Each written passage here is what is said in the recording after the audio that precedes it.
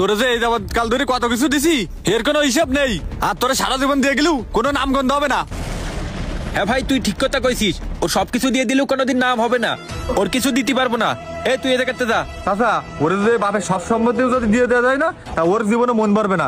তাই ওর যত এত লোভ, ও যখন আমাকে জমি নিতে আইছে, ওর কোনো জমি হবে না, কিন্তু দূর হোক, ওর কোনো জমি দেবো না। এই অত কিছু জানি না, আমার ভাইয়ের সম্পত্তি একবারে ঠিক মতো বন্টন করবি। আমি ভাইকে বন্টন করে দিয়ে যাব। তোরা 2 ভাগ পাইছিস, আর 1 ভাগ গুন্ডে বুঝাই দে ঠিক মতো। ওরে কত কিছু দিছি আমরা, কিন্তু কোনোদিন ওর মন ভরাতে পারিনি।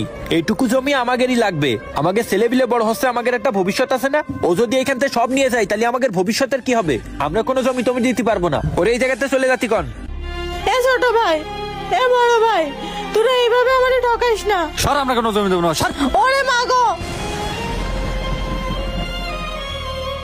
তোরা মেয়েটারে মারলি, তুই আমার সামনে আমার ভাইজিরে তোরা মারলি, এত বড় সাহস!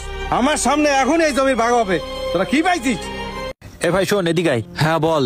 আব্বা আমাকে যে 1 লাখ টাকা দিয়ে গেল না, ওই টাকাটা চাচারে দিয়ে দে। চাচার তো মেলা লোভ, তালি চাচা সালিশটা আমাদের দিকে করবে না। আচ্ছা ঠিক আছে, চল। হ্যাঁ চল। ও চাচা শোনেন, একটু এদিকে আসেন তো। কেন, কি হয়েছে, কি বলবি? আবার ওইদিকে টানতেছিস কেন? তোদের কাজকর্ম আমার মোটেও ভালো লাগতেছে না। আরে আগে এদিকে আসবেন তো। চাচা, আমি আপনার 1 লাখ টাকা দিচ্ছি, আপনি বিচারটা আমাদের দিকে করে দেন। এই ধরেন, এর ভিতরে পুরো 1 লাখ টাকা আছে, শুধু আপনি বিচারটা আমাদের দিক করে দেবেন। কি কইস, তোরা আবার টাকা পয়সা নিয়ে আইছিস? আরে রাখেন আপনি। যাক, এমনি অভাবের দিন, এসবের আবার কি দরকার ছিল? শুধু একটু আমাদের দিকে ওই কথা বলি। ঠিক আছে, আসেন। হ্যাঁ বাবা, চলো। এই তোরা সবাই আমার কথা ভালো করে শোন।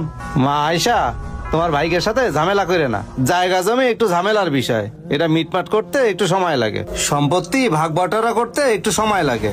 ও চাচা, আপনি যে আসার সময় কইলেন সম্পত্তি ভাগযোগ করে দেবেন, তো এখন আমার কতদিন সময় লাগবে?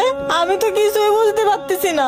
এই জমিটা আমার খুব প্রয়োজন, আমার স্বামীর চিকিৎসা করাতে হবে। হ্যাঁ মা, তুই চিন্তা করিস না, তোর চাচা পাইছে থাকতে তোর কোনো চিন্তা নেই। তুই এখন যা, আমি তোর ভাইকের সাথে কথা বলে সব মিটমাট করে দিবা না।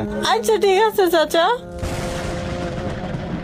ভাই, সবকিছুর ক্ষমা হলেও যদি কেউ কারোর হক মারে, পরকালে কিন্তু তার বিচার আল্লাহ ঠিকই করবেন। তাই সময় থাকতে কেউ কারোর হক না মেরে বোনদেরকে তাদের শরীক বুঝিয়ে দিন, না হলে কিন্তু আপনিও উপরে যেয়ে ধরা খাবেন। ভিডিওটি ভালো লাগলে সবাই লাইক কমেন্ট শেয়ার করবেন।